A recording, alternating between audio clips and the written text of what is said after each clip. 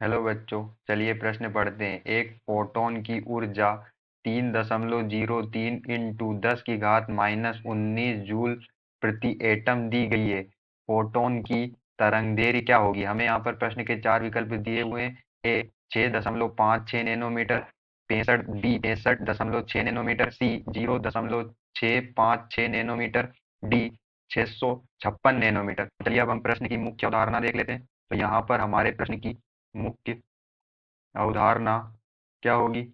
तो जो फोटोन की ऊर्जा होती है, फोटोन की ऊर्जा, वो ऊर्जा को हम किससे दर्शाते हैं? ऊर्जा को हम ई से दर्शाते हैं। यहाँ पर तो जो फोटोन की ऊर्जा ई होती है वो बराबर होती है एच सी बाई की लेमड़ा के। तो यहाँ पर जो हमारा एच है वो क्या है? वो प्लांक नियतांक होता है, जिसका मान होता है 6.6 इंटू 10⁻−34 जूल इंटू सेकेंड।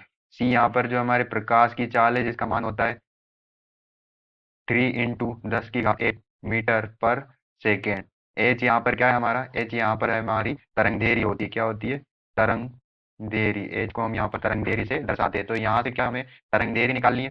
तो क्या होगा? तरंगदैर्घ्य का हमारा सूत्र एच लेमड़ा बराबर एच सी बाई की ई। तो यहाँ पर हम एच सी और ई एनर्जी का मान रख कर लेमड़ा लेमड़ा जो हमारी तरंगदैर्घ्य उसे प्राप्त कर सकते हैं। तो एच का मान है 6.6 इंटू 10⁻−34 इंटू सी का मान होता है 3 × 10⁸ मीटर पर सेकेंड।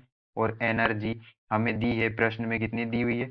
एनर्जी जो है हमें प्रश्न में दी हुई है 3.03 इंटू 10⁻−19 जूल पर एटम। 19 जूल पर एटम जो है हमें दी हुई है। तो यहाँ पर हम ई के जगह एनर्जी का मान रख देंगे 3.03 इंटू 10⁻−19। जब हम इसे आगे हल करते हैं तो हमें यहाँ पर जो मान प्राप्त होता है वो होता है 6.56 इंटू 10⁻−7। यहाँ पर जो हम हमारी जो तरंगदैर्घ्य होती है वो हमें प्राप्त होती है मीटर में, और हमें यहाँ पर विकल्प जो है नैनोमीटर में दिया है।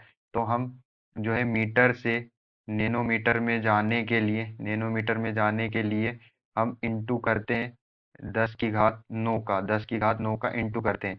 तो यहाँ पर जो हमें जो लेमड़ा प्राप्त होती है उसमें हम क्या कर देंगे? हमें यहाँ पर जो तरंगदैर्घ्य प्राप्त हुई 6.56 इंटू 10⁻−7, उसमें हम 10⁻9 का इंटू कर देते हैं तो ये मीटर में हो जाएगी। तो यहाँ पर जो है हमें प्राप्त होती है लेमड़ा मीटर में कितनी प्राप्त होती है? नैनोमीटर में।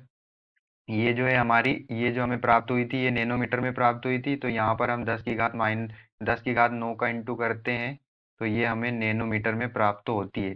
तो यहाँ पर हमें प्राप्त होता है 656 नैनोमीटर। यही हमारा क्या होगा? तरंगदैर्घ्य होगा। तो चलिए हम अपने विकल्प को चेक कर लेते हैं। विकल्प डी में हमें दिया हुआ है 656 नैनोमीटर। यही हमारा आंसर होगा। आशा करते हैं आपको समझ में आया होगा। धन्यवाद।